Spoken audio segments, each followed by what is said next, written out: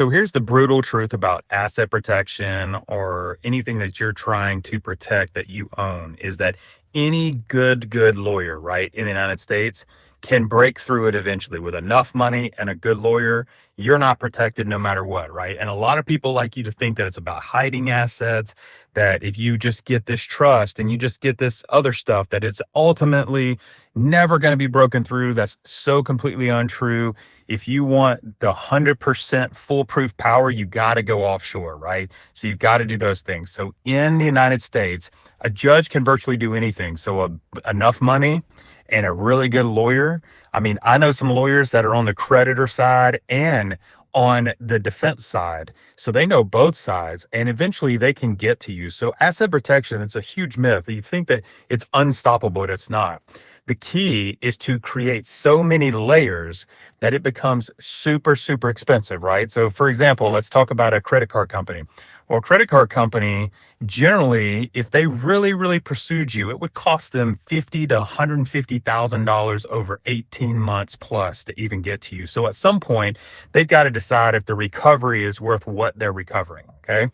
So the whole point of asset protection is to put layers. So you got your holding company, you have an operating company, you have a management company, you have a personal use LLC and they're all owned by a holding company, right? But then there's also umbrella insurance on your operating company. Okay, now this is a little bit more advanced, but if you put umbrella insurance, pretty cheap, $1 to $3 million, it's not that expensive every year. So then if one of these creditors or anybody lawsuit comes and they somehow break through the Wyoming side, well, now they are going to meet the insurance. And now they're going to have to deal with the insurance company for the next 2 years. You see what I mean? And then that's not including the other layers underneath it if they were to break that. Worst case, the insurance just pays it, right? So that's what I'm trying to say is that asset protection, stop listening to all of that stuff out there where they start talking about how it's foolproof and nobody can touch this. Yes, they can. And I know plenty of really good lawyers that can rip it to shreds, right? But the point is just to get layer after layer after layer after layer, and it becomes so expensive that not the average person can't even touch it.